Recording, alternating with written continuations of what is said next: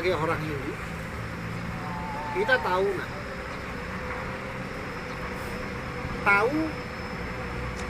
ajaran dari reinkarnasi dan karma pala. Eling ya. Nah, jadi orang Hindu ini takut sekali dengan hal itu. Makanya orang Hindu tidak pernah memuja para Buddha, tapi para dewa lah yang begitu. Karena begini, kalau kita memuja dewa, kalau kita mungkin ibaratnya ya tidak bisa seperti kata tidak seperti pepatah mengatakan manik sekecap. Tahu merungoknya manik sekecap? Tahu merungoknya manik sekecap? Apa yang kita minta langsung dikasih gitu? Enggak, pasti ada proses gitu. Itu kalau para dewa. Tapi kalau kita minta kepada para buta, sampean minta 10 dikasih. Tahu nggak? Permasalahannya semua menyembah para dewa. Ya, ide Sang Hyang Widi-Wasa dengan manifestasinya sebagai fungsi-fungsi beliau itulah disebut dewa di sinar suci beliau kan gitu. Sedangkan Buta Kala ini adalah kekuatan dari beliau, dari unsur energi dan materi. Energi ini adalah panca dan mata yang tidak bisa dilihat, contohnya marah, kan gitu, iri itu nggak bisa dilihat. Tapi panca mahabuta ini ya kayak batu, ya, kayak air itu bisa dilihat, ya nggak? Nah, hampir 95%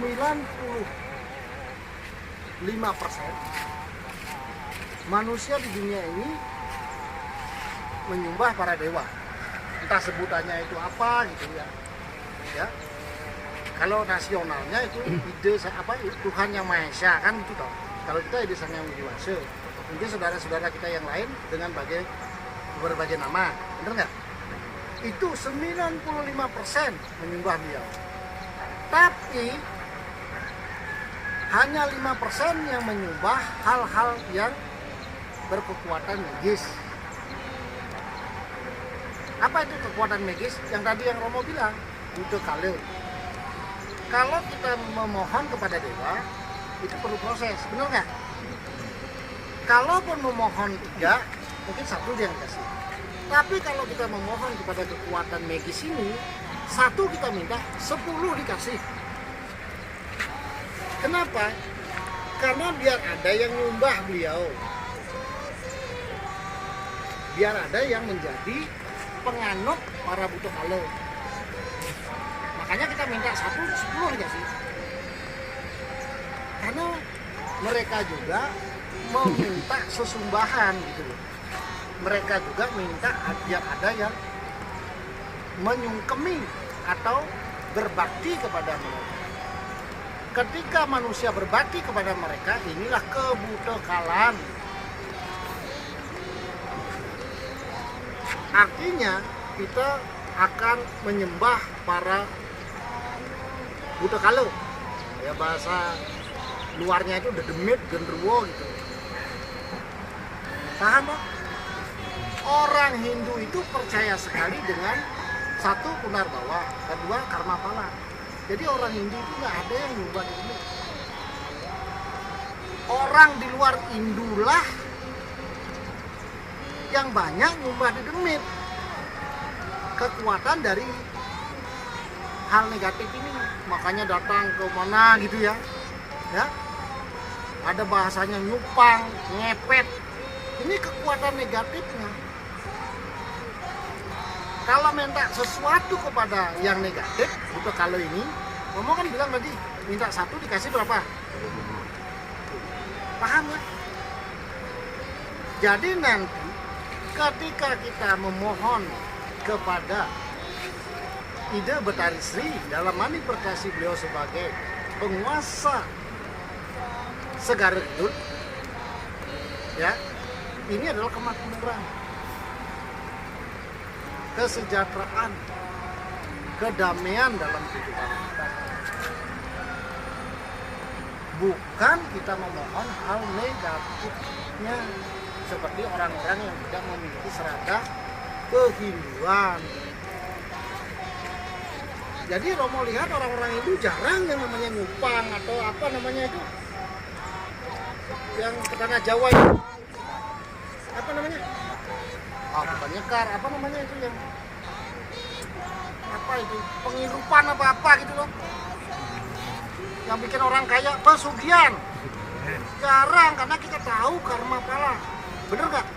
Orang-orang di luar inilah yang sering menggunakan itu, makanya dia bisa kaya raya dengan mendadak. Tapi kan hal negatif, karena Buddha Kalo juga minta penyembah, karena 95%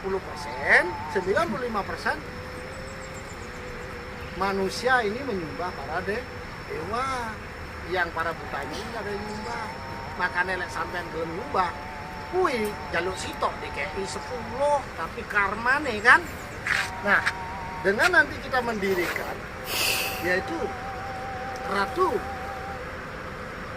Nyai Ratu Kidul, jangan sampai kesannya itu kita apa ya, ketika orang ada yang bilang gini gitu, berikan penjelasan.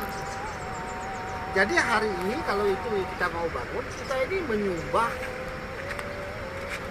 ya sifat-sifat dewani atau sifat-sifat dewanya, ya nak ya, itu makanya nanti ini kenapa Romo sampaikan ini, nanti biar ada jawaban ketika orang-orang di luar nanti kenapa mendirikan linggian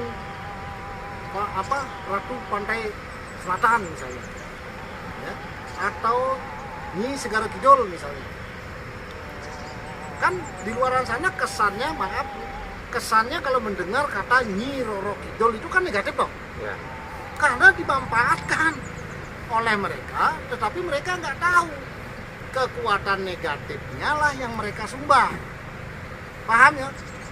Kalau di Bali itu disebut dengan Dewi Sri, makanya sekarang anak-anak kalau mau membangun perayaan atau gedong suci beliau sebagai permohonan kita untuk kehidupan kita yang damai, makmur, dan penuh dengan tanaman kita penuh dengan kesuburan, ya itulah yang Romo berikan dasarnya, ya.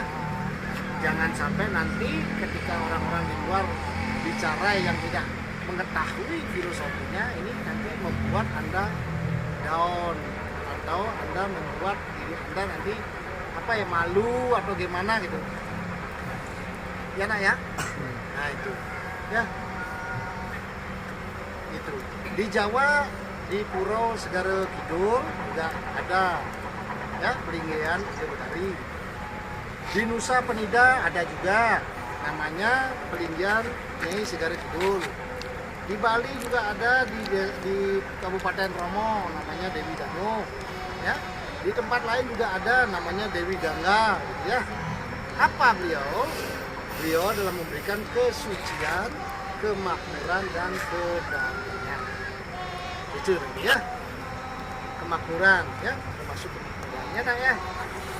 Nah mungkin itu aja yang Romo bisa sampaikan untuk menguatkan kalau nanti ada memang sepakat untuk membangun pelinggian beliau gitu. Karena ini adalah Puro Segara, memang patut sekali membangun ya lingganan Ide Betari Nyi Segara Kidul. Karena memang sejarah agama Hindu kita ini di Nusantara bahkan di Asia ini awal-awalnya memang Baruna lah yang disungsung sebagai dewa tertinggi. Makanya ada namanya Brunei kan gitu, Brunei Darussalam itu karena penganut Baruna. Kemudian kalau di Indonesia ada Borneo, itu dari Baruna juga.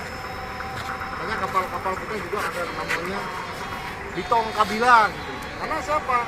Bitong Kabila ini adalah dewa yang di bawah laut, namanya Begawan Kabila.